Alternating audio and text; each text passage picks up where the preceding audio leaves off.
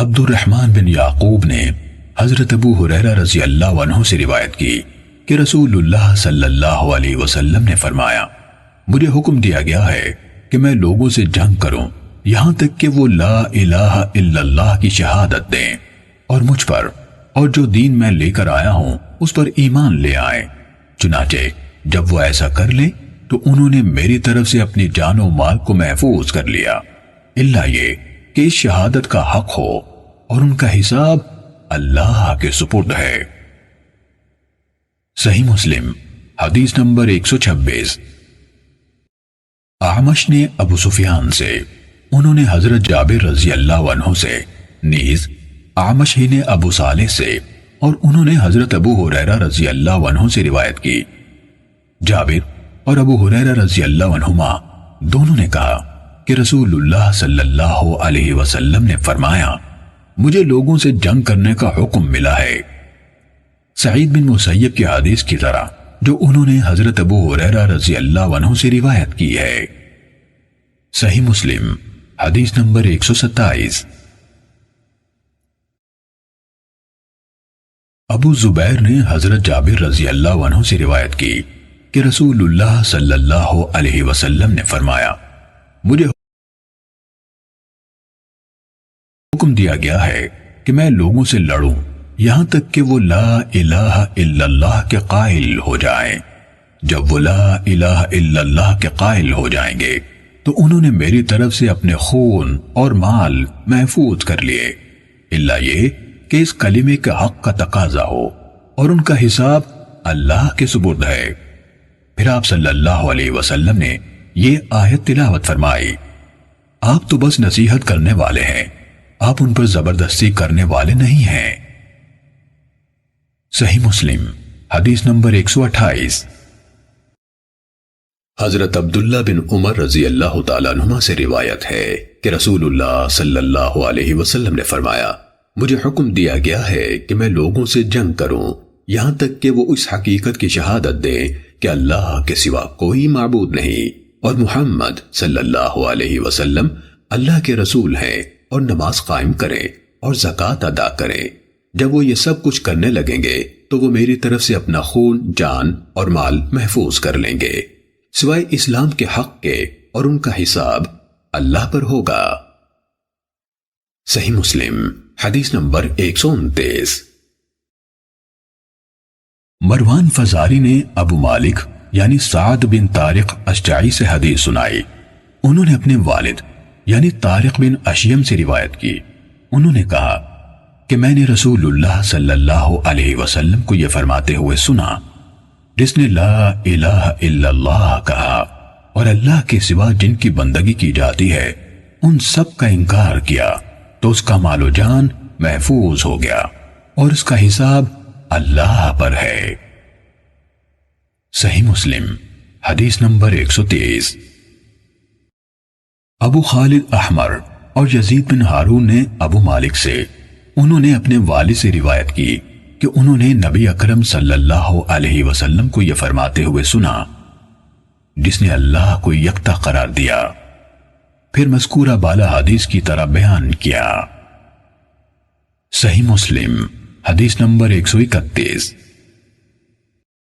یونس نے ابن شہاب سے، انہوں نے سعید بن مسیب سے اور انہوں نے اپنے والد سے روایت کی کہ جب ابو طالب کی موت کا وقت آیا تو رسول اللہ صلی اللہ علیہ وسلم ان کے پاس تشریف لائے۔ آپ نے ان کے پاس ابو جہل اور عبداللہ بن ابی امیہ بن مغیرہ کو موجود پایا۔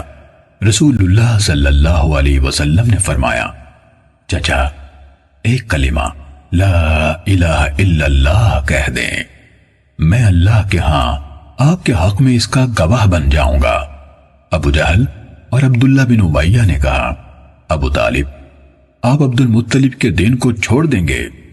رسول اللہ صلی اللہ علیہ وسلم مسلسل ان کو یہی پیشکش کرتے رہے اور یہی بات دہراتے رہے، یہاں تک کہ ابو طالب نے ان لوگوں سے آخری بات کرتے ہوئے کہا، وہ عبد المطلب کی ملت پر قائم ہے اور لا الہ الا اللہ کہنے سے انکار کر دیا۔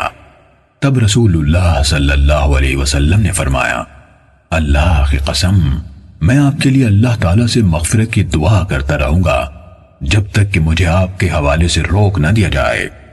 اس پر اللہ تعالیٰ نے یہ آیت نازل فرمائی، نبی اور ایمان لانے والوں کے لیے جائز نہیں کہ مشرکین کے لیے مغفرت کی دعا کریں، خواہ وہ ان کے رشتہ دار ہی کیوں نہ ہو، جبکہ ان کے سامنے واضح ہو چکا کہ وہ یعنی مشرکین جہنمی ہیں۔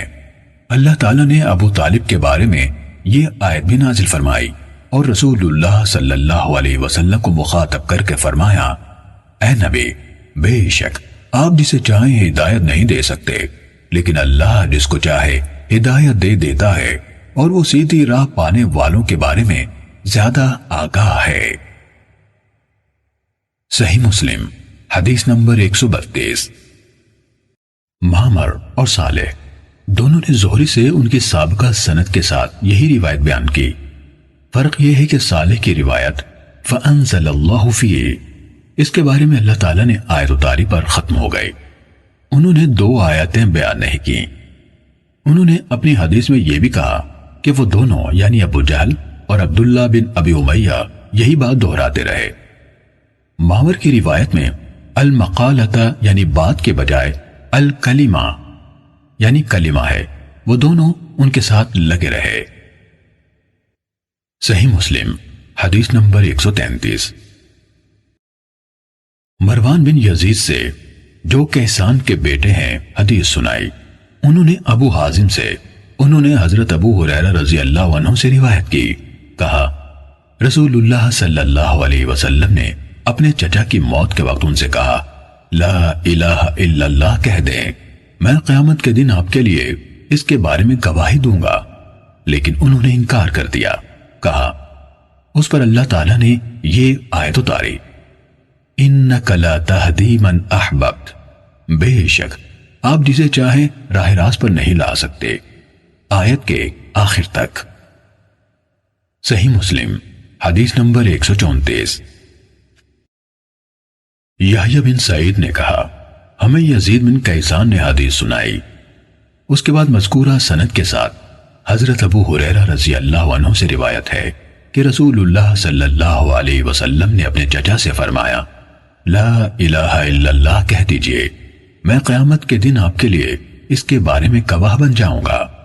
انہوں نے جواب میں کہا، اگر مجھے یہ ڈر نہ ہوتا کہ قریش مجھے آر دلائیں گے، یعنی کہیں گے کہ اسے موت کی گھبراہٹ نے اس بات پر آمادہ کیا ہے، تو میں یہ کلمہ پڑھ کر تمہاری آنکھیں ٹھنڈی کر دیتا۔